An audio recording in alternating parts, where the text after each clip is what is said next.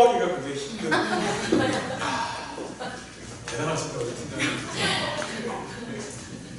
혹시 복지관에서 프로그램을 직접 운영하고 계시지 않죠? 프로그램도 하고 있습니다. 그러니까 이게 노래 프로그램은 아닌데. 그렇죠, 레크레이션 프로그램. 왜냐하면 그 사회복지사가 인력이 좀 부족하다 보니까 그렇죠. 예, 그 사회복지관 같은 경우는 인당 3-4명 이상의 일을 해내야 돼서.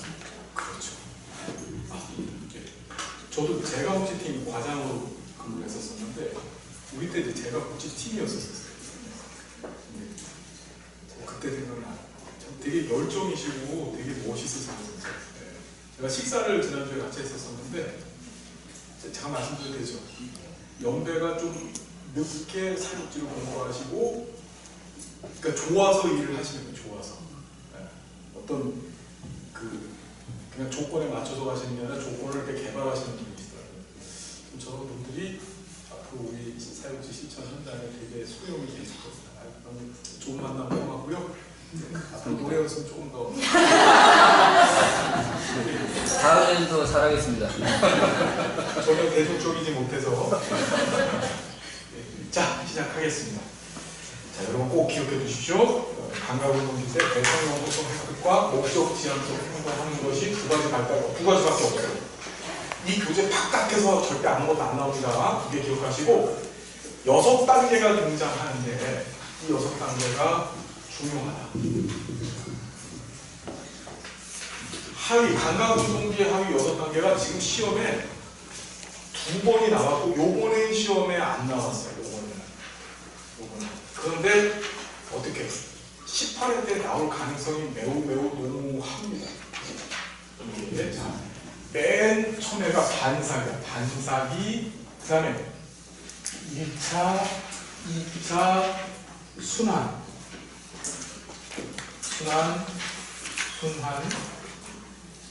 자, 그 다음에 3차 해야 되겠죠? 3차. 그렇죠. 3차가 아니야. 3차가 아니고 뭐냐면 잘 보세요. 반사기, 1차 순환, 2차 순환, 그 다음에 2차 도시 협응이라는 것이에요. 2차 도시 협응. 그리고 뭐죠, 여러분? 예, 3차 순환이에요.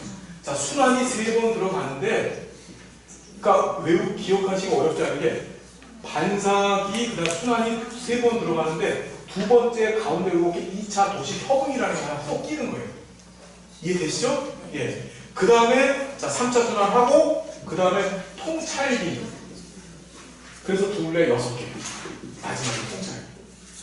이거를 제가 이니셜 따서 외우라고 하진 않겠어요. 어떻게 하냐면, 순환이 3개 들어간다. 3개 들어가는데, 두 번째 순환 안에 얘가 2차 도시 협응이라는 게 들어가고, 맨 마지막이 통찰기. 자, 1차. 반사기라는 건 뭐냐면은, 아이가 태어나면은 시각이 있어요, 없어요? 아기가 태어났었을 때의 최초의 감각은 후각하고 미각만 있어. 앞에는 못 봐. 무슨 말인지 알죠? 아기 눈 못 뜨는 거 아직 눈 앞에 못 보는 거 모르세요? 아기 못 봅니다. 그렇죠? 후각하고 미각은 갖고 있어요. 그래서 엄마 젖 냄새를 찾죠. 그리고 젖을 먹어요. 아기는. 그거만 있는 거야. 청각도 있고. 근데 시각은 없어요. 시각은. 그래서 보통 한 달 정도 이렇게 눈이 떠지죠. 눈 뜬다 그러잖아요. 그때 엄마가 이제 머리 위에다 모빌 같은 거 놔주잖아요. 태어났을 때도 모빌 놓으면 못 봐. 보질 못합니다. 시각이 이 아이의 이 5가지 감각 기능 중에 가장 후초 마지막에 생기는 게 시각이에요. 이해되죠? 참 사람이 안타까운 게 뭐냐면 나이가 먹으면서 제일 먼저 망가지는 감각 기능이 또 시각이에요.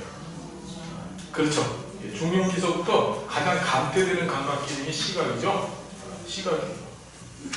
좀 안타깝죠. 그렇죠. 제일 늦게 만들어서 제일 먼저 없어집니다. 그러니까 우리가 건강할 때 세상에 좋은 것들을 많이 보셔야 돼. 나쁜 거 보지 말고. 맞죠? 자, 잘 보십시다. 그것도 지금 우리 교재에 다 나와요. 시험에도 나왔던 얘기고.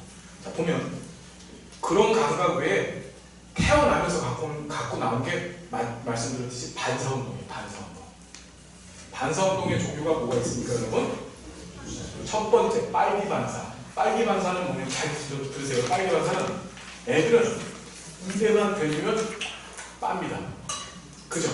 두 번째가 탐색 반사 또는 젖찾기 반사라고 해요. 그래서 애기 볼에다 손으로 이렇게 대잖아요.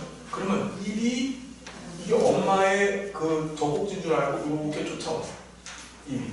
이걸 젖찾기 반사 또는 탐색 반사라고 해요. 이해가 되시죠? 세 번째가 바빈스키 반사라는 게 있어요. 바빈스키 반사. 아이들의 발바닥을 살살 건드려잖아요. 그러면 아이들이 어떤 발가락을 위쪽으로 이렇게 붙여서 쫙 핍니다. 그 바빈스키 반사예요. 자, 네 번째는 걷기 반사입니다. 걷기 반사는 애를 번쩍 들어가지고 그 영화를 번쩍 들어서 발끝을 땅에다가 살짝 대잖아요. 그럼 여기서 허부적 걷는 신용을 해요. 애가. 그걸 걷기 반사라고 해요. 네 번째가 다섯 번째 파지 반사입니다. 파지 반사는 손에다가 뭘 이렇게 대죠. 무조건 쥐죠. 무조건 쥐입니다. 아이들은 손을 꼭 잡고 있죠. 네, 잡고 있습니다. 사람이 죽으면 어떡하죠? 손을 놓고 죽습니다. 참 신기하죠. 네, 갈 때는 아무것도 안 갖고 가는 거예요. 세상에 태어날 때는 뭔가 잡고서 해볼 것처럼 하지만 네, 세상 떠날 때는 다 놓고 가는 게 인생입니다. 그래서 막 욕심부리고 살 필요가 없어요. 네, 그죠? 강남에 아파트는 한 두어 채. 그렇죠? 네. 자, 그 다음에 무슨 반사냐면 경악반사라고 해요. 경악반사. 아이한테 깜짝하고 놀래잖아. 그럼 애가 사실 쫙 킵니다. 깨버리죠. 네, 그걸 경악반사라고 해요. 이게 반사 운동입니다. 이건 상습적인 거예요. 태어나면서부터 갖고 나오는 거거든요. 안 쓰셔도 되고 우리 교재에 다 있어요. 네, 설명드릴게요. 좀 이따가. 그래서 이 반사 운동만 가지고 환경을 인지하는 게 바로 반사예요. 그래서 여러분 반사 운동은 여러분들 주변에서도 쉽게 아이들을 대상으로 해서 실험해 보실 수 있어요. 특히 경악반사 같은 것들은 어떻게 해요? 애들 대상으로 깜짝깜짝 놀라게 하는 거야. 대신에 우리 집에는 아니고 어떻게 하면 안 하시는데. 그렇죠? 정보하시는 게 있어요. 자, 두 번째가 1차 순환반응인데, 자, 순환이라는 말이 뭐죠? 우리 순환공항이라는 얘기 들어봤죠? 순환공항. 순환공항, 크루셔 영어로. 순환이 무슨 뜻이에요? 비행기가 제주도 가는 비행기가 떠가지고 제주도에 갔다가 다시 돌아오는 거야. 그게 순환공항이죠, 그게. 그걸 순환공항이라고 그러죠? 즉 돌고 돈다는 얘기야. 순환이라는 뜻은 돌고 돈다는 뜻입니다. 그러면 1차 순환 반응이라는 건 무슨 소리냐면 잘 보시죠. 아이는 자신의 몸, 딴 거 아니고 자신의 몸을 어떤 특정 행동을 자꾸 반복해서 자신의 몸에 대한 스키마를 만들 거예요. 우연히 지가 손가락을 한번 빨아봤어요. 그랬더니 거기서 쾌감을 느낀 거야. 즐거웠어. 그랬더니 또 빨아. 계속 빠는 거야. 그러면서 아, 손가락은 이런 거구나. 내 몸에 붙어있는 이 손가락은 이런 거구나를 어떻게 아이가 인지해 나가는 거예요. 그 1차 순환 반응이라는 거예요. 그러니까 다시 1차 순환 반응은 자신의 몸을 반복 순환되어지는 행동을 통해서 자신의 몸에 대한 스키마를 만들어가는 것을 1차 순환 반응. 됐죠? 자, 2차 순환 반응이라는 것은 몸 바깥에 있는 대상. 엄마가 딸랑이를 아이한테 딸랑딸랑 흔들어줬어요. 그랬더니 애가 딸랑딸랑 소리를 들었어. 그걸 엄마가 손에다 탁 쥐어줬어. 그랬더니 그걸 잡았어. 몸 바깥에 있는 거죠. 흔들어봤어. 딸랑딸랑 소리가 나는 거야. 딸랑딸랑 소리가 났어. 그랬더니 이걸 계속해. 딸랑딸랑. 그러면서 자신 몸 바깥에 있는 환경에 대해서 어떤 특정 동작을 반복해서 그걸 어떻게 하는 거지? 인지해 나가는 거. 거기에 대한 도식을 만들어가는 걸 뭐라고요? 2차 순환 반응입니다. 그러면 1차 순환 반응과 2차 순환 반응을 통해서 지 몸을 알았고 그 다음에 자신 바깥에 있는 환경을 알았죠. 자, 협응이라는 얘기는 무슨 소리냐면 더한다라는 거예요. 우리가 행동을 하기 위해서는 뭐가 필요하냐면 내 몸을 갖고 내 몸 바깥에 있는 환경에 무엇인가를 해야 돼. 이해되죠? 무슨 얘기인지. 그러니까 아이는 1차 순환 반응을 통해서 지 몸을 알았어. 내가 기면은 저리로 내 몸이 움직여진다는 사실을 아는 거야. 그렇죠? 그리고 저쪽에 딸랑이가 놓여져 있어. 이해되세요? 그럼 아이는 어떻게 하냐면 저쪽을 향해서 기어가서 그 딸랑이를 잡는 거야. 지 몸도 알았고 딸랑이를 흔들면 소리 난다는 것도 알았어. 지 몸은 1차 순환 반응일 때 알았고 2차 순환 반응일 때는 딸랑이 소리 난다는 걸 알았잖아. 쫓아가서 그걸 흔드는 거야. 그게 3차 도식의 협응이야. 3차 도식 협응은, 죄송합니다. 2차 도식 협응은 1차 순환 반응 때 알게 된 자기 몸에 대한 인지와 그 다음에 2차 순환 반응 때는 환경에 대한 인지를 협응, 더한다라는 의미, 더한다는 거. 어렵지 않죠? 자, 우리 교재 잠깐 봐요. 제가 그림을 그려놨는데 시험에 이 0에서 1개월도 나왔어요. 죄송하지만 이것도 보시면. 자, 우리 43페이지입니다. 시험에는 반사기라고 나왔어요. 반사기. 그래서 영화는 생극적인 반사 운동만으로 환경을 동화시켜서 인지한다. 뭘 해서 인지한다고요? 동화. 즉 지가 갖고 있는 스키마에다 그냥 맞춰버리는 거야. 조절이라는 걸 해오는 거예요. 못하는 단계, 이 반사기가. 0에서 1개월. 자, 그래서 한 장 넘기시면은 1차 순환 반응은 영화는 우연히 수행한 반사 행동에서 흥미로운 자극을 받을 경우 순환 반응을 보이는데, 순환 반응 옆에 나왔죠. 예. 그래서 이때 순환 반응의 대상은 자신의 뭐라고? 신체, 손가락, 발가락, 몸통. 그래서 제가 그림 그려놨죠. 영화가 손가락을 빤다. 손가락 빨기라 좋아하는 거야. 흥미로워해. 그랬더니 또 손가락을 빤다. 그랬더니 또 흥미로워. 그래서 또 빤다, 또 빤다 이러면서 손가락을 알아가는 거야. 손가락에 대한 인지가 생기는 거야. 자, 그게 언제? 4개월 때까지. 4개월 때까지. 자, 그리고 2차 순환 반응은 자신의 신체에 국한되어 있던 순환 반응의 대상이 어디로 가? 외부 대상한테 가요. 그래서 이래 외부에 대한 도식이 생기는데, 영화가 엄마가 흔들어주는 딸랑이 소리를 들었어. 그랬더니 영화가 깍깍깍깍 웃었어. 그렇죠. 그리고 나서 재밌는 거야. 그죠? 모구름 소리라는 게 깍깍깍깍 웃는 걸 얘기하는 거죠. 그리고 또 반복하고 또 반복하고 또 반복. 이해되는 무슨 얘기지? 애들한테 손에다가 짚어주면 지가 흔들어봐요. 이렇게. 아, 흔드니까 소리가 나는구나. 그렇죠? 그럼 또 흔들어. 아, 또 소리가 나. 재밌구나. 또 흔들어. 순환 반응이 일어나는 거예요. 반복적으로 똑같은 일을 자꾸 해요. 애들은. 그렇죠. 그게 바로 뭐다? 2차 순환 반응. 2차 도식의 협응은 섞는 거라 했죠. 그래서 목적 지향적 행동을 시작하는 거야. 이때부터. 왜? 지 몸도 알았고 그 다음에 바깥의 환경도 알았어. 그럼 지금부터 지가 얻고 싶은 것을 얻기 위해서 어떻게? 자신의 몸을 써먹는 거예요. 그래서 딸랑이를 잡으러 가는 거야. 이해되죠? 무슨 얘기인지? 그래서 보면 영화는 자신의 목적을 달성하기 위해서 기존에 형성된 두 가지 도식을 협응시켜서 새로운 상황에 적용한다. 목적과 이를 달성하기 위한 수단과의 인과관계를 이해하기 시작했다. 딸랑이를 잡기 위해서 딸랑이 앞에 놓인 책을 치우고 기어간다. 이해되세요? 무슨 얘기인지? 정리되죠? 그 다음에 3차 순환 반응이 또 등장합니다. 이건 굉장히 고도화된 건데, 자, 영화는 환경을 매우 적극적, 목적 지향적, 시행착오적으로 탐색하는데, 영화는 자신의 흥미로운 결과를 재현하기 위해서, 자, 밑줄 좀 보세요. 흥미로운 결과 재현. 이건 시험에 나오질 않았기 때문에 파란색으로 안 돼 있는데 시험에 나올 거야. 이 개월수하고. 자, 그래서 의도적, 창의적인 행동을 반복해서 수행한다. 자, 밑에 보시면 굉장히 창의적인 일이 벌어져요. 옆에 페이지 보세요. 영화가 우연히 적의 전등 스위치를 눌렀어. 그랬더니 전기가 켜졌어. 그랬더니 영화가 다시 전등을 켜기 위해서 의자를 켰어. 그랬더니 방에 전기가 다시 켜졌어. 이해되세요?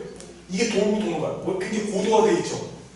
그렇죠. 그러면서 즐거운 거야. 이 짓을 해갖고. 굉장히 창의적인 일을 해요. 의자를 갖다 놓는 일을 합니다. 도구를 쓰기 시작하는 거야. 자신의 목적 달성을 위해서. 그게 바로 뭐라고? 3차? 도구를 사용하는 게 핵심이에요. 창의적 방법으로 도구를 활용해서 목적 지향적 행동을 수행하는 것을 3차 순환 반응. 됐죠? 자, 중요한 거. 마지막이 통찰기. 그게 바로 이제 정신적 표상기라고 하는데, 지적 능력이 크게 크고 정신적 표상이 시작돼서 언어 등의 상징을 이때부터 쓰는 거야. 자, 말을 언제부터 시작했냐면 18개월 정도 되면 이제 말을 듣기 시작합니다. 그전에는 옹알이를 하고, 그 다음에 사용하는 주어가 울음, 그렇죠, 웃음, 미소 이 정도였었는데 확장시켜서 이때부터 말을 조금씩 써요. 그렇죠? 그러면서 지연 모방이라는 게 등장하는데, 영화가 관찰한 내용을 즉시로 모방하는 것이 아니라 상징적 표상, 상징적 표상이라는 게 뭐냐면 일종의 이미지야. 그걸로 머릿속에다 기억해 놓다가 나중에 그걸 끄집어내서 모방을 해요. 엄마가 물건 잡는 거를 봤단 말이야. 그럼 이 상징적 표상기, 즉 통찰기 때 이전에는 어떻게 되면 그걸 즉시로 따라했어. 근데 그게 아니고 엄마가 물건 잡는 걸 머릿속에다 기억해 놨다가 나중에 지가 물건 잡는 걸 해보는 거예요. 그걸 지연 모방이라고 해요. 모방이 딜레이 됐다는 얘기예요. 지연됐다. 자, 보시고, 자, 중요한 거 시험 문제 나왔죠? 대상 영속성 개념이 완벽하게 획득되는 때가 무슨 기입니까? 통찰이에요. 감각운동기의 맨 마지막 단계인 이 통찰기 상징적 표상기에 이르러서 뭐를 획득한다? 대상? 영속성을 획득한다. 이해되시죠? 무슨 얘기인지? 이해됐지요? 예. 자, 두 번째 단계가 전조잡기예요. 2살에서 7살. 전조잡기. 이때가 무슨 기? 아동기. 유아기, 죄송합니다. 유아기. 전조잡기가 시험제 나올 때는 유아기로 나옵니다. 무슨 기요? 유아기. 그러니까 전조잡기 하면 유아기 이렇게 기억해내야 돼. 알았죠? 감각운동기 하면 영아기 이렇게 기억해내야 되고. 자, 보면 조작이라는 말이 뭘까요? 우리 전조잡기, 구체적 조작기, 형식적 조작기라 해서 조작이라는 게 무슨 뜻이에요? 조작. 맞아요. 논리적 책에 써놨죠, 제가? 네, 그렇죠. 제가 이 책을 쓸 때 어떤 생각을 갖고 썼냐면, 제가 시대고시교육이라는 회사 아세요? 거기 EBS, 에듀윌 다 제가 강의를 해요. 근데 좋은 얘기 해야 되겠지? 네, 그래서 거기서 이제 책을 주는데 그 책이 다 이걸 전공한 사람들이 쓰는 게 아니고 직원들이 써요. 직원들이. 그러니까 제가 그 강의를 하면서도 계속 크레임을 놓습니다. 이거 잘못됐다. 그리고 이제 무슨 소리인지 모르고 쓰는 거잖아요. 예? 이해되시죠? 어떤 얘기인지. 그게 답답해가지고 책을 쓰면서 어떤 생각을 했냐면 이걸 보는 사람들이 제발 완벽하고 잘했으면 좋겠다는 마음을 갖고 썼어요. 진심으로. 네. 진심으로. 왜냐면 복지사기 때문에. 우리가 잘 모르면 서비스의 질이 떨어져요. 진짜예요, 진짜. 그래서 아주 발버둥을 쳤어요. 이걸 하기 위해서 되게 고민을 많이 했거든요, 여러분. 그러니까 좀 신뢰하시고 잘 봐주세요. 부탁드릴게요. 아시겠죠? 저 잘났다는 얘기가 절대 아니고요. 예. 그런 어떤 제가 의도를 갖고서 이 작업을 했다는 것만 알아주시고 믿어주시고 공부해주시면 돼요. 알았죠? 네. 예. 자, 다시 앞으로 가서 조작이라는 말은 뭐냐면 논리적 사고를 하기 시작했다는 얘기야. 자, 중요한 게 사람의 논리적 사고 유형은 크게 두 가지밖에 없어요. 귀납적 사고와 연역적 사고밖에 없는 거야. 다시 무슨 사고, 무슨 사고? 인간이 할 수 있는 논리적 사고 유형은 귀납적인 것과 연역적인 것밖에 없어요. 귀납적이라는 건 뭐죠, 여러분? 귀납법의 핵심 키워드는 관찰이에요. 관찰. 내가 지금 보고 경험한 것, 즉 관찰한 것을 근거로 해서 어떻게 생각하는 거예요.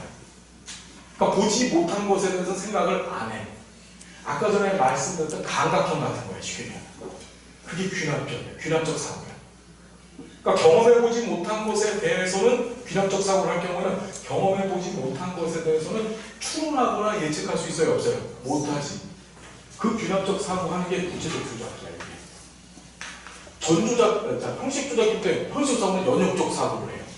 연역적 사고는 가설이 세워지면 연역적 사고예요. 가설이라는 건 뭐냐? 경험해보지 못했지만 이렇게 될 것이다라고 하는 미래 예측적인 얘기가 가설이죠. 그래서 가설을 세워놓고 이렇게 하면 이렇게 될 거야. 아직 경험 안 해봤어. 해본 적도 없어. 그런데 이렇게 하면 이렇게 될 거야 라고 예측하고 그 예측에 근거해서 생각을 하면 그게 연역적 사고야. 이 형식적 조작기가 바로 연역적 사고하는 거예요. 그럼 전조작기는 뭐냐? 이게 앞전자예요. 그런 논리적 사고를 하기 전이다 이런 뜻이야. 즉 연역적 사고도 못하고 귀납적 사고도 못하는 시기가 무슨 시기? 전조작기라는 뜻이에요. 사고가 논리적이지 못하다는 뜻이야. 쉽게 얘기하면. 어떤 개념적으로 정리가 되셨어요? 자, 그래서 전조작기는 보십시다. 되게 중요해. 유학이다. 언어의 발달이 급속하게 이루어진다. 이게 시험에 나왔습니다. 말 뒷다자 돼 있어야 되거든요. 그죠? 자, 이때 두 가지 단계로 나뉘는데 전개념적 사고기하고 직관적 사고기로 나눠요. 시험에는 한 번도 두 개가 갈라져서 나온 적은 없었었는데 삐아제의 책에서는 두 개를 갈라놨어요. 그래서 제 개인적으로는 여러분들이 처음에는 묶어서 기억을 해 두셔도 돼요. 묶어서 그 사고의 특징들을. 자, 보면 상징적 사고 추정, 시험에 나온 내용을 그대로 옮겨놨습니다. 추정자까지 옮겨놨어요. 상징적 사고가 추정돼. 다시 무슨 사고? 상징, 쓰임법이 생기는 거예요. 무슨 소리냐? 자, 볼게요. 상징적 사고라는 건 유아가 실제하지만 당장 눈앞에 보이지 않는 대상을 여러 가지 상징적 표상, 상징적 표상이라는 것은 크게 여러 가지 방법들인데 뭐냐? 제일 대표적인 게 언어. 우리 잘만 여기 봅시다. 우리 이걸 놓고 뭐라 해? 보도 마카라고 부르죠. 미국에서는 이걸 뭐라고 하죠? 초크라고 하죠. 마카라고도 하죠. 초크 분필이에요. 초크. 그렇죠? 그러면 초크라는 말하고 분필이라는 말하고 그 도대체 뭐지? 우리가 만들어 놓은 이 물체에 대한 이름이야. 이게 무슨 얘기지? 예를 들어서 미국 사람은 이걸 놓고 분필이라는 무슨 소리인지 몰라요. 이해돼요? 우리가 만들어 놓은 표상, 즉 여기에다 이 표는 이름에 불과한 거야, 그게. 그래서 인간이 사용하는 대표적인 표상들이 뭐가 있냐면 세 가지가 있는데 그게 언어, 글자, 그 다음에 그림이에요, 그림. 나 같으면 쓸 것 같아. 인간이 사용하는 대표적인 표상이 뭐라고요? 우리 일상에 얼마나 많은 표상이 있어요. 태극기, 그게 표상이에요. 표상. 대한민국을 대표하는 그림이죠? 그래서 우리가 사용하는 언어도 전부 표상이야, 이게. 표상. 우리는 이걸로 보면 마이크라고 이름을 주는 거예요. 이게 표상되는 거예요, 지금.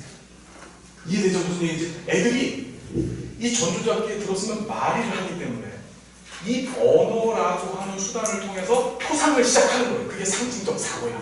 즉 여기다가 표상을 입혀서 상징화시키는 거야. 아, 이건 마이크 이렇게. 이해됩니까? 자, 표상 방법이 몇 가지가 있다고요? 언어, 글자, 그림.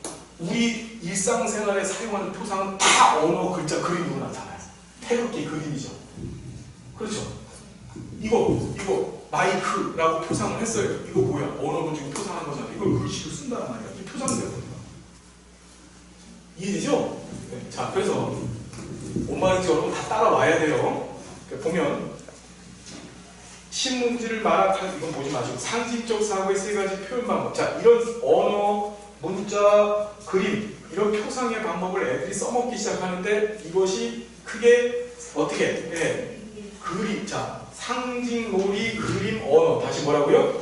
상징놀이, 그림, 언어라고 하는 세 가지로 드러납니다. 보면 상징놀이는 상징적 사고로 수행되는 유아의 놀이 방법이다. 소품놀이나 병원놀이처럼 가상적인 사물과 상황을 실제 상황이나 상황처럼 상징해서 수행하는 놀이다. 유학에 있어 상징놀이는 전주학교 후반부로 갈수록 더욱 상징놀이 뭔지 아시겠어요? 애들이 병원놀이 하면 자, 지금부터 이게 원래 분필인데 이 분필을 놓고서 자, 지금부터 이건 주사기야.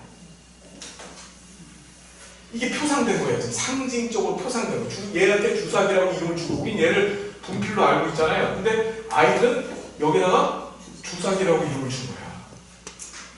그렇죠. 주사 먹게 여기서 분필로 주사를 놓습니다.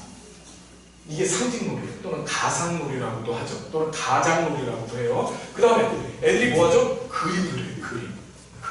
그래서 유아가 자신의 표상을 표시하는 중요한 생적 표상을 찾아내는데 유아가 해를 그릴 때 그림에다가 뭐하지? 이목구비를 그려놓습니다. 그렇죠. 그럼 유아는 그 해라는 것을 뭘로 표상하고 있는 거야? 사람 얼굴로 표상하고 있는 거야. 그림을 통해서. 그 다음에 세 번째가 뭡니까 여러분? 예, 언어죠. 말. 그래서 보면 모든 사람들이 활용하는 보편적인 전주잡기 유아의 언어 발달은 상징적 사고를 가속화시켜서 애들의 말발의 능력이 뭐가 되나요? 예, 바로 상징적 사고를 되게 높인다. 정리됐죠 여러분? 세 가지를 한다는 게 시험 문제 나왔습니다. 정리하시고 자, 자아중심성 별표 500만 개의 1,050자 전주잡기 사고의 가장 중요한 특징이 자아중심성입니다. 자, 잘 보시죠. 여기 좀 보세요. 자아중심성이라는 게 등장하는데 이 자아중심성 여기 좀 보세요. 잠깐만. 이 자아중심성은 전조잡기 때 한번 나타났다가 구체적 조작기 때 없어져. 그러다가 형식적 조작기 때 다시 나타나. 다시 자중심성이 몇 번 나타난다고요? 2번. 다시 전조작기 때 자중심성 나타났다가 구체적 조작기 때 없어져요. 그리고 형식적 조작기 때 다시 나타나. 엄마들이 애들 키울 때 제일 힘들 때가 언제죠? 자, 엄마들이 애들을 키울 때 가장 힘든 시기가 언제냐면, 자식들 키울 때 제일 힘든 시기가 언제냐면 유아기 때, 전조작기 때. 이건 고집불통이야 완전히. 그렇죠? 네? 네. 이마트 가서 두루 눕지요. 네. 그렇죠? 안 사려면 용서를 안 해요. 그죠? 네. 두루 눕습니다. 네. 그래서 주로 다이소를 데리고 가는 게 좋아요. 그게 알겠죠? 자, 그 다음에 제일 힘든 때가 언제냐? 청소년기 형식적 조작이야.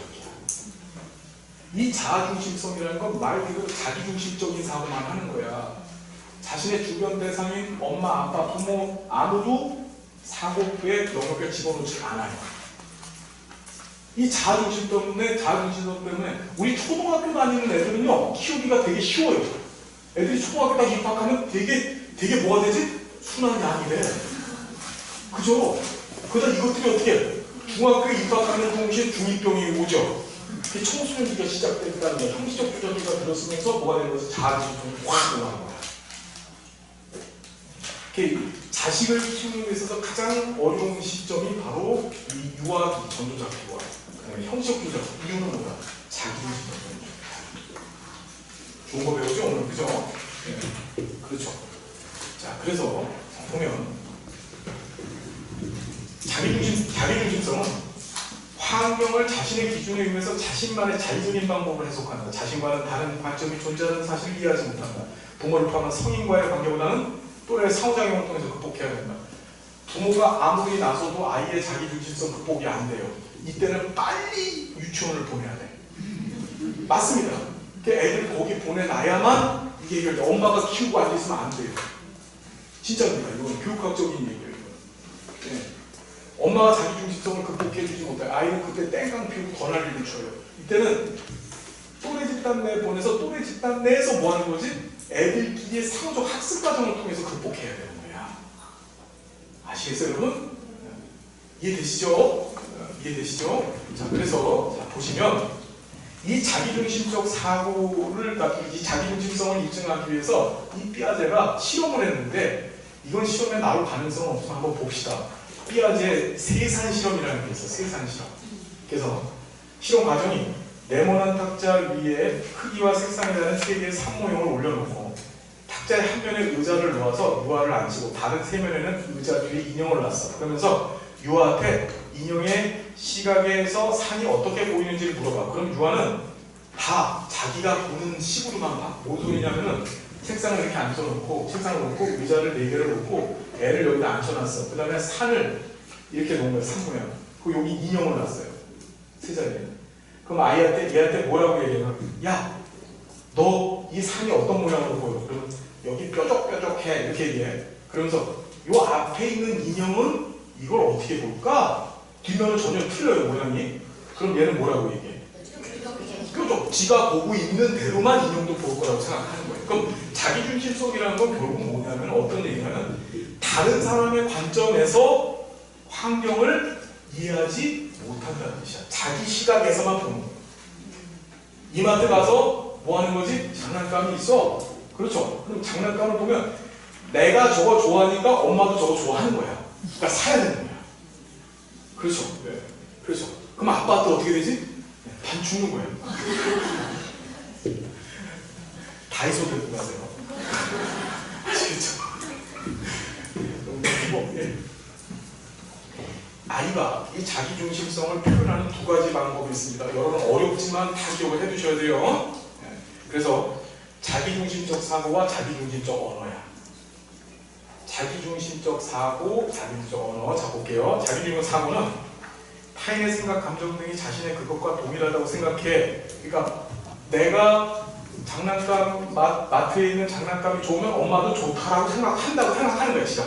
그게 자기중심적 사고예요. 지 생각하고 다른 사람의 생각이 같은 거야, 무조건. 그래서 어떻게 돼? 타인의 관점에서 상이나 사물을 이해하지 못한 사람. 내 생각이 네 생각이야. 그러니까 아이는 뒤집어 엎어지는 거예요. 이해되시죠? 엎어져서 아니 엄마 너도 좋아하는데 왜 안 사주냐 이거야. 나도 좋아하고 너도 좋아하는데 왜 안 사주냐 이거야. 이해되죠? 지금 애를 키워보지 않은 분들은 몰라요. 이 상황이 얼마나 처절한 건지. 자, 중요한 게 이때 조망수용 능력이 등장합니다. 무슨 능력? 조망수용. 보면 조망수용 능력은 자신과 타인의 관점을 분리해서 타인의 입장에서 그의 관점을 추론해서 이해하는. 자, 자기중심적 사고 때문에 조망수용 능력이 없는 거야. 조망수용 능력이라는 건 다시 한번 어떤 의미냐? 자기중심적 사고의 반대라고 보면 돼. 타인 입장에서 생각하는 거야. 그걸 조망수용 능력이야.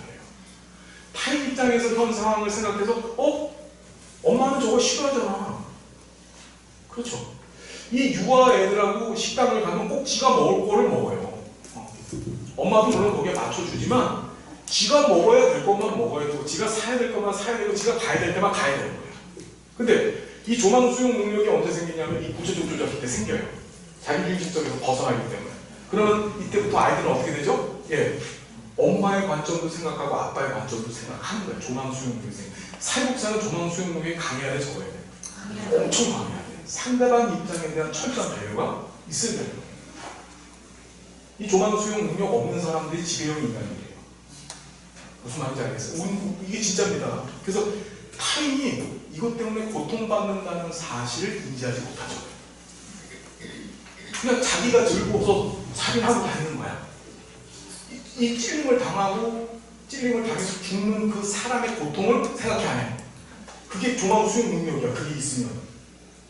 그렇죠. 그러니까 비아대적 관점에서 본다면 이 자기중심적 사고에서 벗어나지 못한 사람들이 그런 사이코패스들이 되는 거예요. 이해되시죠? 됐어요? 자, 됐죠? 자, 두 번째가 바로 자아중심적 사고, 언어. 이게 재밌어요. 애들 보면은 유아가 타인 간의 대화에서 타인이 대화를 이해하는지 여부를 고려하지 않고 자신의 생각만을 일방적으로 전달하는 거. 혼자 얘기해, 혼자. 애들. 엄마하고 아빠하고 얘기하고 있잖아. 얘기하고 있으면 지 얘기를 이러면서 지 얘기를 그냥 막 쏟아내는 거야. 그럼 엄마가 지금 아빠랑 얘기하잖아. 조금만 있대. 그래도 지 얘기하죠. 이해돼요? 지금 제가 여기 앉아 계신 분 중에 신우님 분을 알고 있어요.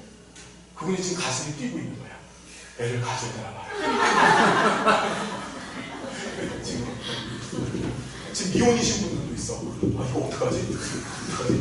왜 우리나라가 출산율 꼴찌가 됐을까? 나도 거기에 합류해야지. 그럼 안 돼. 내분 거예요. 애는 몇 명 낳아야 돼? 2명? 여러분 날매면은 20명까지. 예. 저도 아들만 둘인데 막내를 40에 낳았어요. 늦었죠, 그죠? 예. 굉장히 후회가 되더라고요. 여러분들도 그렇지 않으세요? 자식 농사 일찍 지라잖아요. 그러니까 애를 늦게 낳으니까 참 마음이 아파요. 아이한테 미안하고 인생 설계를 할 때 잘못 설계한 거예요. 내 환갑 자식 때는 몇 살이에요? 아씨. 며느리를 앉혀놓고 환갑잔치를 해야 되는데, 그죠? 네. 실수하면 되나요? 네, 알겠습니다. 예, 알겠습니다. 예. 자, 그래서 7세 이후 이게 급격히 감소가 된다고 했는데, 보세요. 친구들과 놀고 있을 때도 친구들과 대화를 하는 것처럼 혼자 멋대로 지가 얘기하고 싶으면 막 떠드는 거예요. 지가 하고 싶은 얘기, 그죠? 그러니까 대화, 이게 바로 자기중심 언어입니다. 다시 봅시다. 자기 중심성이 두 가지 현상을 일으킨다. 뭐하고 뭐? 자기중심적 사고와 자기중심적 언어를 일으킨다. 자기중심적 사고는 무슨 능력을 부재시킨다? 조망 수용 능력을 부재시킨다. 이 정도만 기억하셔도 모든 시험 문제 풀 수 있습니다. 저를 믿으세요. 알겠죠? 자, 그 다음에 물활론이 등장합니다. 물활론. 이걸 애니미즘이라고 하죠. 애니미즘이라는 게 이걸 정용사상이라고 얘기하는데 물체에 영혼이 들어가 있다고 생각하는 거야. 인형하고 대화하죠. 인형하고. 네? 여러분들 좀 하잖아. 오늘 여러분 선생님도 할 것 같은데 집에 가면 고민형 있지? 고민형 이렇게 와서 쓰다보면서 나 오늘 너무 힘들었어. 그 이상한 사람이 하루 종일 이상하게 얘기했어. 맞죠? 그게 불안이에요. 불안. 여러분 죄송한데 여기 앉아 계신 분들 중에서 불안을 하고 있으면 큰일 나는 거야. 그때는 어떻게 되냐? 사회복지사 자격증 취소야. 알았죠 여러분? 해요? 난 많이 봐서 자동차하고 이렇게 하시더라고요. 차를 딱 싹. 아 사랑해. 너무 좋아. 그죠? 예. 하죠? 그래요. 제가 우리 팀장님은 완벽한 인격체인 것 같아요. 노래만 못하고. 자, 그래서 생명이 없는 사물에 생명이 있다고. 그래서 유아가 인형이 바닥에 떨어졌을 때 인형이 아파해야 할 거라고 여기는 거. 됐죠? 그 다음에 세 번째가 전환적 추론입니다. 무슨 뭐라고요? 보면 한 특정 사건과 전혀 관계없는 사건을 서로 연관지으면 전혀 원인이 될 수 없고 어떤 결과가 있을 때 그 결과의 원인이 될 수 없는 걸 원인으로 끌어다 갖다 붙이는 거예요. 동생이 아파. 아픈데 내가 동생을 미워해서 동생이 아픈 거야. 애들이 그렇게 얘기합니다. 그걸 전환적 추론이라고 해요. 즉 연역적 관계에서 그러니까 인과관계가 전혀 성립되지 않을 조건인데도 불구하고 어디서 원인을 끌고 들어와서 그 원인을 갖다 붙여갖고 결과를 만드는 거예요. 그렇죠? 아빠가 나를 미워해서 내가 넘어졌어. 이렇게. 그죠? 무슨 얘기인지 이해되시죠? 예. 우리 아들이 막내가 어저께 저하고 얘기하는 아빠가 맨날 늦게 들어와서 내가 기분이 안 좋아. 그래서 왜 이씨야 기분이 왜 안 좋니? 이랬더니만 아빠가 늦게 들어와서 기분이 되게 안 좋아. 그 기분 안 좋아서 정말 미안했어. 이랬더니만 엄마가 하는 얘기가 얘가 기분 안 좋은 이유가 초콜릿을 달라는데 초콜릿을 안 줘서 그러니까 원인이 내가 늦게 들어온 게 아니에요. 이해되죠? 네. 그 다음에 인공이라는 게 아티피셜, 인간이 만들었다는 소리예요. 그죠? 뭔 소리냐면 모든 사물이나 현상은 인간이 인간을 위해서 만들었다고 여기는 거예요. 보면 유아가 해와 같은 다른 우리를 비추기 위해서 사람들이 하늘에 만들어 두었다. 달을 해를 보고서 애들은 우리는 해를 보고서 뭐라고 얘기해요? 해를 보고 이제 창조론적 관점은 하나님이 만드셨다 이렇게 얘기하고 또 물리학적 관점, 천체 물리학적 관점에서는 빅뱅의 결과로 만든 이렇게 얘기하잖아요. 그죠? 근데 애들은 이걸 뭐라고 하면 저 해는 우리를 따뜻하라고 우리를 따뜻하라고 누군가가 만든 거야. 아직 신개념이 없기 때문에 그래요. 그 누군가 사람이 만들었다고 생각을 해요. 모든 물체 물건은 다 사람이 만든 거야. 신개념이 없기 때문에. 이해되죠? 예, 이해됩니까? 그래서 사람이 사람을 위해서 무엇을 만들었다라고 얘기하는 게 바로 인공론적 사고. 자, 시험 나왔던 게 이 꿈 실제론이에요. 지금 우리 전조잡기 하고 있습니다. 뭐냐? 자신의 꿈꿈이 현실로 존재한다고 있는 거예요. 애들이 자다 말고 벌떡 하고 물어요. 그죠? 그런 거 봤죠? 그렇죠? 자다 말고 벌떡 일어나고 엉엉 울고 뭐 무서워 하면서 아빠한테 달려들고 막 그래요. 뭐냐면 꿈에서 일어난 일하고 현실하고 구분을 못하는 거야. 꿈에서 일어난 일이 마치 현실에서 일어난 것처럼 여기는 사고를 뭐라고 한다? 꿈 실제로 본다. 이게 시험 문제에 나왔습니다. 이거 20% 문제예요. 이게. 틀리게끔 나온 건데, 틀리라고 나온 건데, 네. 보시고. 직관적 사고이 들었으면 이게 중요합니다. 유아가 사물이나 사건이 갖는 다양한 측면을 보지 못하고 단 한 가지, 가장 두드러진 부분만을 가지고 이를 판단하는 사고다. 자, 이 줄 붙습니다. 보존 개념, 서열학, 유목화 등의 개념을 획득하지 못하는 중요한 이유다. 자, 이때 뭐라고? 직관적 사고를 해요. 우리 직관 아까 전에 얘기했죠. 지가 보고 싶은 것만 보는 거야. 직관이야. 그래서 뭐라 그랬었어? 앞으로 이렇게 될 거야 라고 어떻게 무당처럼, 그렇죠? 미래를 예측하고 그 미래에 의해서 결정해버리죠. 언제 공부했는지 도저히 기억도 안 나죠. 예. 여러분 여기 지금 장기광이랑 원장님이 계세요. 의 장기광본법 제1조 치매 중증의 노인성 질환을 앓고 계시면 여러분 거기 가실 수 있어요. 기적도 갈아준답니다. 여러분 알았죠? 자, 자, 그래서 직관적사고의 특징은 자, 중요합니다. 보존 개념인데 대상, 외적 형태가 변해도 그 양쪽 속성은 변하지 않는다는 사실에 대한 이해가 자, 중요해. 이때 보존 개념이라는 개념이 등장합니다. 무슨 개념? 자, 중요해. 잘 보세요. 이 보존 개념은 걸치는데 잘 봐요. 전조작기 때 시작돼서 구체적 조작기 때 획득되는 거야. 다시 보존은 언제? 전조작기 때 시작이 돼가지고 무슨 기 때? 구체적 조작기 때 획득되어집니다. 중요하다. 다시 보존 개념은 반드시 단계 걸친다. 어디서? 전조작기 시작돼서 구체적 조작기 때 획득되어지는 것이 바로 보존 개념이다. 중요할까요? 엄청 중요하죠. 그러니까 시험도 어떻게 나오냐면 얘가 유아기, 얘가 아동기야, 얘가 청소년기야. 아시겠죠? 그러면 시험 문제 어떻게 보존 개념은 유아기 때 획득되어진다. 언제? 무슨 기 때? 아동기 때 획득되어진다. 아동기 때.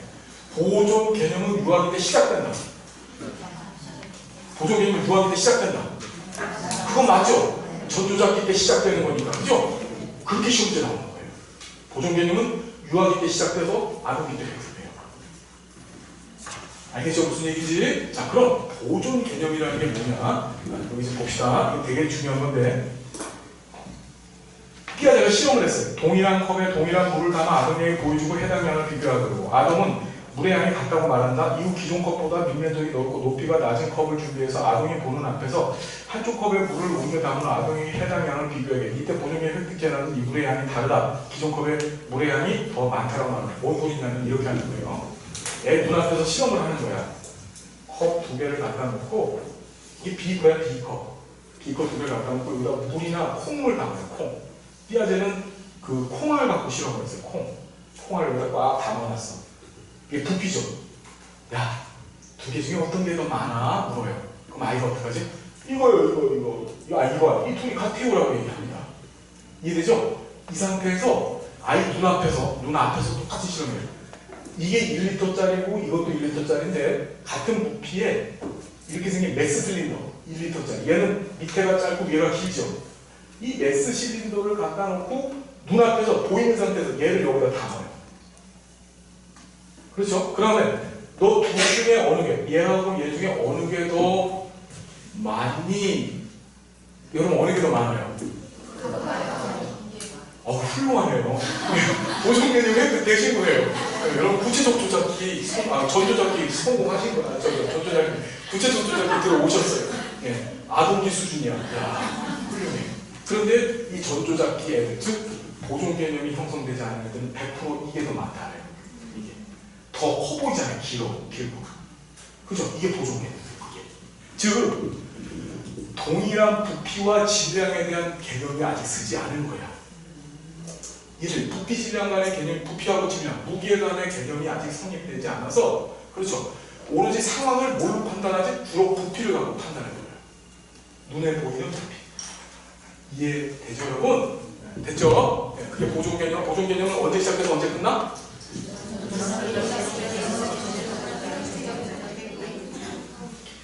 자, 보존 개념 획득을 위한 전쟁입니다. 자, 보존 개념 얻고 싶으면 3가지를 먼저 얻어야 되는데 그렇게 동일성, 가역성, 보상성이에요. 다시 뭐라고요? 동일성, 가역성, 보상성. 아무것도 가감하지 않았을 경우 본래의 양은 동일하다. 앞에 실험에서 컵에 물을 더 붓거나 덜지 않았으므로 양쪽 물이 같다라고 하는 사실 처음에 그 동일성을 아이가 알고 있어요. 2개는 같아요. 2개는 같아요. 이게 동일성이 있어야 돼요. 처음에. 이해되시죠? 이거부터가 시작이야. 동일성 개념을 갖고 있어야지 보존 개념을 얘기하는 거예요. 그 다음에 두 번째가 가역성이에요. 가역성. 자, 이걸 시험에 나올 때 역조작성의 원리라고 나왔어요. 역조작성. 거꾸로 조작을 한다 이런 뜻인데 무슨 소리냐 한번 봅시다. 변화된 상태는 그 변화의 과정을 역으로 돌이키면 본래의 상태로 되돌아갈 수 있다. 앞에 실험에서 물을 옮긴 컵의 물을 다시 원래 컵에 부을 수 있으면 물의 양 같다. 뭔 소리냐면 여기 있는 걸 여기로 옮겼거든? 그래서 이걸 다시 여기다 옮기면 똑같아지지. 그렇죠? 이걸 가역성이라고 해요. 가역성. 근데 이 전조작기 애들은 불가역적 사고를 해요. 뭐요? 불가역적 가역적 사고를 하냐. 이게 안 되는 거야. 사고의 방향이 한 군데로만 진행되다 보니까 다른 방향으로 진행되는 게 안 돼. 안 돼. 대표적인 게 이런 거야. 이 전주찾기 얘기를 내리면서 너 언니 이름 뭐야? 우리 언니는 김말자야. 그럼 김말자 동생은 누구야? 사고가 한 방향으로 맞죠 지금. 언니 이름 뭐야? 근데 김말자 동생은 누구야? 그러면 얘기를 못해요. 그게 바로 비가역적 사고예요. 다시 전조잡기 때 사고는 무슨 사고? 비가역적 사고. 기억하십시오. 그럼 가역적 사고는 언제부터 하는 거예요? 구체적 조작입니다. 그리고 자 보상성이라는 거. 자 높이 감소가 면적이라는 차원으로 보상됐죠. 지금 이게 이 면적이 늘어나고 이건 높이잖아요, 그죠? 예, 이게 서로 바뀌면서 서로 보상을 해주고 있죠. 면적이 줄어드는 대신 높이가 늘어났잖아. 그러면서 서로 채워져. 이거 보상성이라고 하는 거예요. 이 세 가지 동일성, 가역성, 보상성이라고 하는 세 가지 개념을 그러니까 개념에 대한 스키마가 만들어졌었을 때 뭐가 되는 거지 그다음부터? 보존 개념을 획득한. 그게 언제 획득되는 거야? 세 가지가. 그러니까 구체적으로 이게 시험에 나오는 거예요. 지금은 어렵잖아요? 여러분 어렵습니다. 제가 말해도 어려워요. 그런데 중요한 게 두 번, 세 번만 보세요. 제발. 그럼 될 것 같아요. 그리고 천천히 읽으면서 이해하려고 노력하면서 보시고 강의 리플레이 하시면서 보세요. 아시겠죠? 그럼 될 것 같아요. 내 걸 만드세요. 아시겠죠 여러분? 네. 이걸 제가 공부하기 위해서 저도 얼마나 애를 썼겠어요. 맞죠? 저도 이거 공부하기 위해서 잠맛이 30분이나 했어요. 밥 먹고 저는 이런 일을 하는 거잖아요. 그죠? 여러분들한테 그 정도를 바라는 건 아닌데 알아야 될 일들이죠. 그죠? 여러분들이 만날 사람들이 다 뭐예요? 이런 인간들을 만나는 거예요. 사람들. 알아야 된다. 인간한테. 자, 그 다음에 구체적 조작입니다. 이게 아동기 보시면 무슨 기? 아동기. 그래서 자, 보면 시험에 나왔죠. 인지능력이 비약적으로 발달. 인지능력이 비약적으로 발달한다는 얘기는 뭐지? 조작기 상태에 들어가는 거예요. 즉 논리적 사고를 시작하게 되는 거예요. 이때 아이들은 주로 귀납적 사고를 하게 됩니다. 아동기 때. 우리 초등학교에 들어가면은 어떻게 하냐면 주로 아이들한테 주입식 교육을 시켜요. 야, 이렇게 생긴 건 더하기다. 이렇게 생긴 건 빼기다. 구구단 외워라. 그죠? 그거 주입식이죠.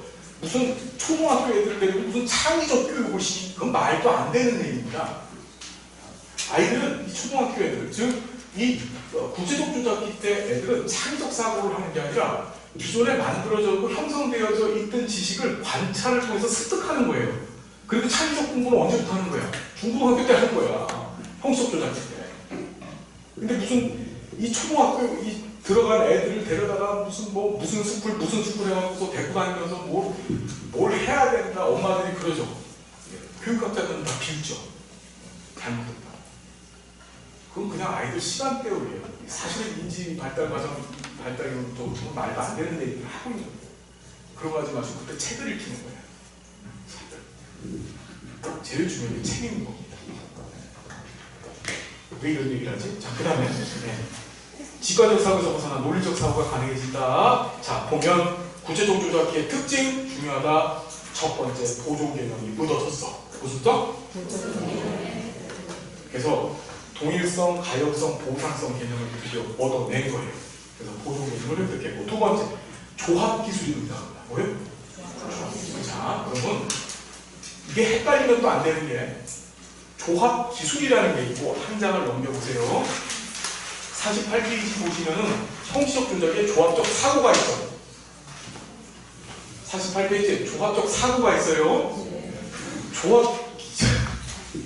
죄송한데 조합 기술하고 조합적 사고는 틀려요. 아시겠어요? 조합 기술은 무슨 기? 조합적 사고. 이거 헷갈리면 안 됩니다. 이거 진짜 헷갈리면 안 돼요. 아시겠죠? 이거 헷갈리시면 안 돼요. 그래서 보니까 조합 기술은 숫자에 대해서 보존 개념을 얻어 숫자를 조작하는 거야. 숫자에 대한 보존 개념이라는 게 뭐냐면 우리 예를 들어 3 썼어요. 3 하면 이거 3개야. 하나, 둘, 셋. 변화되지 않고 항상 3개야. 이게 보존 개념 얻어낸 거예요. 숫자에 대해서. 3이라고 한다면 무조건 뭐지? 손가락이 3개든지 발가락이 3개든지 물건이 3개든지 이게 무조건 3개가 있었을 때 애들은 3이라고 하잖아. 이게 보조 개념이 숫자에 대해서 얻어진 거야, 이게 지금. 그리고 이것에 대해서 동일성, 그 다음에 가역성, 그 다음에 보상성이라고 하는 전제적 개념들이 성립이 되어졌기 때문에 이걸 만들어 어떻게 해? 늘었다, 줄였다, 곱했다, 나눴다를 할 수 있는 거야. 무슨 말인지 알겠어요? 3에서 3을 뺐어. 줄인 거죠. 근데 거기다 다시 3을 더했어. 그랬더니 다시 어떻게 6 됐어. 3에서 3을 뺐다가 죄송합니다. 3에서 3을 뺐다가 다시 3을 더했더니 다시 3 됐어. 이해되시죠? 이게 뭐지? 보상성이지. 3에서 3을 뺐다가 다시 3을 집어넣어서 보상해 줬더니 원래 상태로 돌아왔죠. 이게 보상성이에요. 그렇죠? 3과 3은 같아. 동일성. 그렇죠? 이해되죠? 자, 3에서 3을 더했다가 거기다 다시 3을 빼면 어떻게 되면 다시 원위치로 돌아왔지. 이해되십니까? 가역성이야. 이게 만들어지는. 그걸 통해서 뭐라는 거지? 주화적 사고를 통해서 계산을 하기 시작하는 거예요. 계산. 이 초등학교 애들이 뭘 시작하냐면 일정한 수의 사물의 형태로 변화를 알게 돼서 드디어 사칙 연산을 하게 됩니다. 그게 조합적 사고예요. 이 조합적 사고는 수학에서 사용하는 개념이죠. 빼고 곱하고 나누고를 보존 개념, 수에 대한 보존 개념 획득으로 이 짓을 하게 되는 거예요. 이 짓을 하고 있어. 죄송해요, 여러분. 이게 혀가 꼬여서 그렇지. 무슨 말인지 알겠습니까, 여러분? 자, 그 다음에 자, 중요한 거 분류화가 시작돼요. 분류화. 유목화라고 하죠. 보면 여러 사물을 유사성, 속성에 따라서 나누기 시작합니다. 요새 이게 이 구체적 조작기의 나이가 몇 살입니까, 여러분? 초등학교 들어간 7에서 12세를 얘기하는 건데 사실 현실하고는 잘 맞지 않아요. 뭐냐면 이 분류화 이걸 유목화라고도 얘기를 하는데 그 다음에 이제 서열화라는 거예요. 서열, 이 구체적 조작인데 아이한테 야, 너 여기 블록이 있는데 이 블록을 빨간색은 빨간색끼리, 파란색은 파란색끼리 나눠. 그럼 아이가 그걸 놓는데.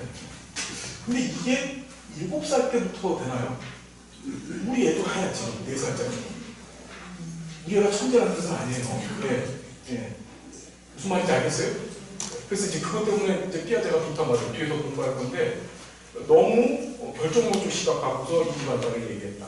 개인차가 분명히 존재하는데. 그렇죠. 머리 좋은 애들은 더 일찍 그걸 하잖아요. 그죠? 자, 그게 분류화. 어쨌든 지금 시험에 나올 때는 아동기 때 뭘 획득한다? 분류화 개념, 유목화 개념을 획득한다. 그 다음에 서열화라는 것은 또 블록을 놓고서 작은 것부터 큰 거대로 순서로 나와. 또는 거꾸로 큰 거에서 작은 거 순서로 나와 하면 그걸 합니까? 그걸 서열화라고 해요. 이해되시죠? 무슨 얘기인지? 그래서 자 보면 분류와 서열 개념을 획득하고 제일 핵심 탈중심화가 이루어집니다. 탈중심화라는 건 뭐지? 전조작기 때 자아중심성에서 벗어나요. 그래서 어떻게 되는 거예요? 자아중심적 사고와 자아중심적 언어를 쓰지 않게 되고 역시 조망 수용 능력이 이때 생겨요? 생겨. 그러니까 말을 잘 듣게 됩니다. 아동들. 초등학교 입학하면 졸업할 때까지는 엄마가 애들 키우기가 참 수월하다고 얘기해요. 그러다가 중학교 입학과 동시에 자아중심성이 다시 발현됩니다. 그래서 그때부터 청소년이죠. 힘들어집니다. 네. 자, 마지막 형식 조작기입니다.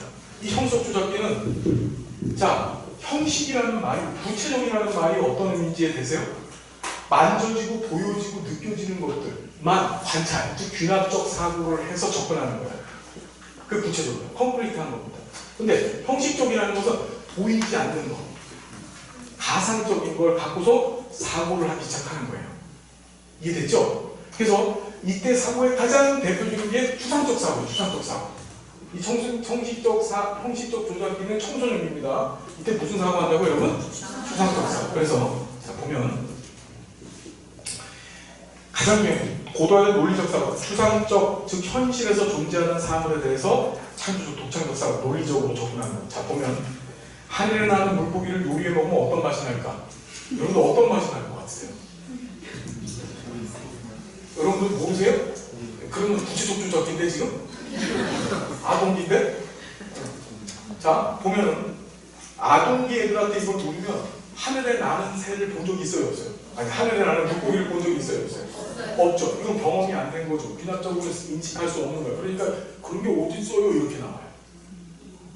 이해되세요? 그런데 이 형식 조작기 때 애들을 데리고서 부르면은 자, 형식 배우는 나름대로 답변을 만들어내는 거야. 아, 저거는 찝찝한 맛이 날 거예요. 저거는 짠 맛이 날 거예요. 이러면서 답을 내는데 추상적 상황입니다. 여러분들 또 어떻게 해야 돼요? 여러분 한번 묻겠습니다. 하늘을 나는 물고기의 맛은 어떤 맛이에요? 여기서 그런 게 어딨어? 이렇게 얘기하면 뭐가 되는 거지? 이거 되는 거야? 네. 아동이 되는 겁니다. 네. 자, 뭡니까? 맛이 어때요? 우리 팀장님. 더 맛있을 것 같아요. 그렇죠. 저렇게 얘기해요. 제 청소년이야, 지금. 그렇죠? 네. 자, 그 다음에 가설 연역적에서 가설을 세웁니다. 우리 연역적이라는 말은 반드시 가설이 들어와야만, 가설이 있어야만 연역적 사고를 하는 거죠. 가설은 아직 입증되지 아니한 미래지향적 문장이 가설이죠. 입증 안 된 거예요. 우리 지난 시간에 공부하셨었어요. 그죠? 사회복지 조사원에서 조사 과정, 그래서 조사 문제가 설정되고, 그 다음에 가설을 세우면서 조사 설계를 하고, 자료를 수집하고, 자료를 분석한 다음에 보고서 쓴다 그랬죠. 보면, 추상적 사고와 논리적 사고에서 가설을 정하고, 가설에서 과거와 현재의 사례를 통해 연역할 수 있는 3단 논법에 사회복사 1급 자격증은 국가고시를 합격해야 취득할 수 있다. 니씨는, 이게 저희 둘째 아들입니다. 사회복사 1급 시험 자격증을 취득했다. 그러므로 확인은 못했지만 니씨는 사회복사 1급 국가고시 합격하실 거라고 지가 예측하는 거야. 무슨 얘기인지 알겠습니까, 여러분? 자, 그 다음이 조합적 사고입니다. 아까 조합 기술하고 조합적 사고는 틀리다 그랬어요. 조합 기술은 무슨 기대? 그렇죠. 그래서 문제 해결에 필요한 논리들만을 추론해서 이를 체계적으로 조합하는 것. 아동에게 5개의 무색 액체 같은 병을 주고, 그러니까 무슨 소리냐? 조합적 사고는 뭐냐면요. 자신한테 해결해야 될 문제가 있었을 때 이 문제 해결을 위해서 필요한 요소들만을 특정해서 뽑아갖고 걔네들만 갖고 문제를 푸는 거야. 이것저것 갖다 끼우는 게 아니야. 이 얘기는 무슨 소리냐면은 문제 해결을 하는 방법이 무엇인지를 알고 있다는 얘기야. 이해되시죠? 무슨 얘기인지. 뭘로 접근을 해야 되는 방문을 여는데 열쇠 꾸러미가 있잖아요. 열쇠 꾸러미 중에서 이 열쇠로 열어야만 문이 열려진다는 사실을 알고 있는 거야. 이해되죠? 예. 우리는 이게 안 성립돼. 이 조합적 사고를 못하는 애들은 어떻게 하지? 열쇠를 다 꽂아봐야 돼. 다 꽂아야지만, 그래서 띠걱하고 열려야지만 열리는 건데, 이 조합적 사고를 하는 사람은 어떻게 해? 이걸 갖고 열면 열려. 그런 걸 알고 있는 게 바로 조합적 사고다. 정리됐고. 그 다음에 상대적 사고. 자신의 이상적인 기준에 따라 자신의 주장과 타인의 주장을 비교 분석하는 거야. 자, 중요한 게 자신의 기준이 있어요. 청소년기 애들은 뭐라고? 자기 기준을 세워놓고 그 기준에 부합되면 맞는 거고, 부합되지 아니면 안 맞는 게 돼요. 이해되시죠? 그 정도. 하나만 더 봅니다. 이게 진짜 중요하죠? 반성적 추상화는 그냥 읽어보시고, 자기중심적 사고. 자, 자기중심적 사고가 지금 한 번 더 등장했습니다. 자기중심적 사고 언제 한다고요, 여러분? 전조적기하고 성시적 대작일 때 나타난다. 그래서 우리 유아기 때, 그 다음에 청소년기 때. 그래서 시험에도 나왔죠? 우리가 유아기를 뭐라고 얘기하면 제1반항기라고 해요. 무슨 기? 그리고 청소년기가 제2반항기죠. 시험에도 나왔죠. 이게 뭐냐면 자기중심적 사고를 하기 때문에 그런 거예요. 반항합니다, 반항. 그래서 자기중심적 사고는 전조작기 이후 다시 한번 자기중심 사고가 등장하는데, 형식 조작기의 자기중심 사고의 표현, 상상의 창조과 개인적과 시험 참자로 뭐라고요? 상상의 창조, 개인적. 재밌는 게 상상의 청중이라는 게 뭐냐면, 이 세상은 무대고 이 무대 위에 자신이 주인공이야. 세상 모든 사람들이 나를 뭐하는 거지? 보고 있는 거야. 이해되시죠? 그러니까 나는 일종의 액트러스입니다. 배우야. 그러니까 배우 리더로서 역할을 해야 되기 때문에 뭐지? 별짓을 다 합니다. 뭐 여자애들 막 치마를 막 찢어서 짧게 입고 별거 다 하죠. 남자애들 이렇게 보면은 뭐 이러고 담배 피고 이런 게 되게 멋있다고 생각하는 거예요, 지들이. 이해되죠? 예, 그게 바로 뭐라고요? 상상 속이죠. 세상 사람들은 자기한테 전혀 관심 없거든요. 근데 지 혼자 어떻게? 세상 사람들이 나를 주목하고 있어. 나에 대해서 초점을 갖고 나를 바라보고 있어. 그래서 정말 특이한 행동 양태를 보이죠. 어른들 하는 짓 다 따라하면서 뭐 하이힐 신고 돌아다니고 뭐 남자애들 뭐 뻘떡뻘떡거린다는 게 멋있는 건 줄 알고, 그죠? 두 번째가 뭐죠? 개인적으로 합니다. 우화라는 게 무슨 소리죠, 여러분? 우화? 네? 그렇죠. 우화라는 말은 우리 페이블이에요, 페이블. 얘기예요, 얘기. 네. 우화. 우리 이솝우화 하잖아요, 그죠? 네. 그러니까 이건 무슨 소리냐면은 나는 세상에서 너무 특별한 존재라고 생각하는 거야. 문제는 뭐냐면 이 특별한 존재인 나를 그 누구도 이해 못해. 엄마도 이해 못해. 아빠도 이해 못해. 그렇죠. 누구만 이해해? 나하고 똑같은 상황에 처해 있는 또래 친구들만 이해하는 거야. 그 앞에서 배웠어요. 우리가 에리슨도 청소년기 때. 그렇죠? 청소년기 때. 이때 12에서 20세 이 청소년기 때 가장 영향을 주는 관계 범위가 뭐였었어요? 또래 친구 있었죠. 또래 친구만 이해하니까 또래 친구 들어가면 다니는 거예요. 같이 폰도 피하고 다르고 뭐 그렇죠. 복지관에 안녕하세요. 네, 안녕하세요. 왜 가십니까? 그러시구나. 네. 저도 약속이 있는데. 자, 정리됐죠, 여러분? 이래서 끝났습니다. 양이 많은 것 같은데 이 표 안에 파란 글씨로 되어 있는 거 위주로 해가지고 어떤 식으로 공부를 해주시냐면은 쓰세요. 이렇게 쓰세요. 하나씩 써가면서 여러분들 서브노트 말씀드렸죠? 서브노트를 만들어가는 거예요. 제가 말씀드렸어요. 시험 볼 때까지 50페이지 정도는 줄이는 거예요. 이 내용들을 알아가면서. 나중에 시험 보기 한 달 정도에는 그 서브노트만 남아있어야 돼. 내가 부족한 게 이거구나. 쓱쓱쓱 넘기면서 이거. 그러니까 한마디로 얘기하면 예를 들어서 형식적 조작기다 하면은 뭐야? 형식 조작기는 무슨 기다? 청소년기다. 청소년기 때 사고는 뭐다? 가설 연역적 사고, 추상적 사고, 조합적 사고. 그렇죠? 예, 그 다음에 상상, 자기 중심성의 회복. 그렇죠. 자기 중심적 사고한다. 상대적 사고한다. 이런 식으로 그 제목만 남아있어야 돼요. 그리고 그 제목에 대한 내용들은 다 알고 있어야 돼요. 그걸 설명할 수 있어야 돼요. 무슨 얘기인지 아시겠죠? 자, 그 서브노트 만드는 일을 지금도 하셔야 됩니다. 자, 도덕성 발달 단계를 제시했는데 타율적 도덕성, 자율성이 있었다. 타율적은 저조작기, 자율적은 구체적 조작기라는 거. 타율은 아빠 엄마가 시켜서 하는 거야.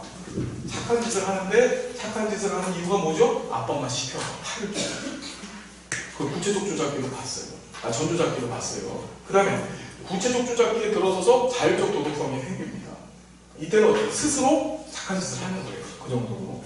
인간관 보시고 특징 쫙 보십시오.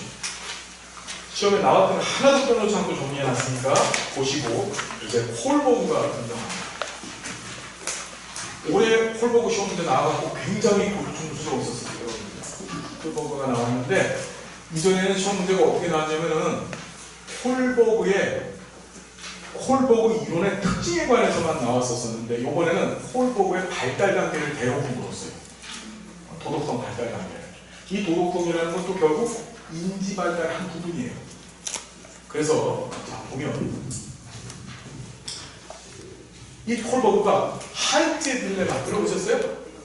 이거 좀 보셔야 됩니다. 여러분 힘들고 한 5분만 쉬었다가 계속 할까요? 네. 5분만 쉽니다. 그리고 9시까지 합니다.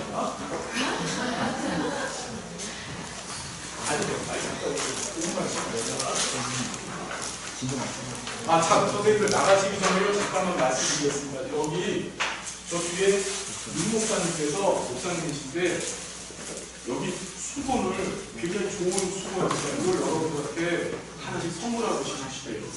그래서 윤 목사님 잠깐만 예, 저기 목사님 주세요. 그래서 우리 목사님한테 박수 한번 주시고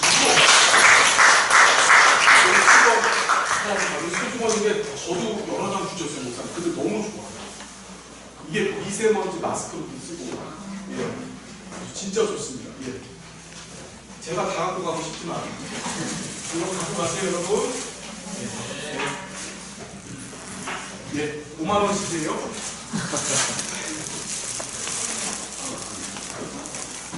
네, 선생님, 이거 지금 누가 조정하고 있죠? 여기 학생, 배제대 학생. 이거 이제 파일 남아 있나요? 용량이 있어요. 우리 선생님이 잘하시죠.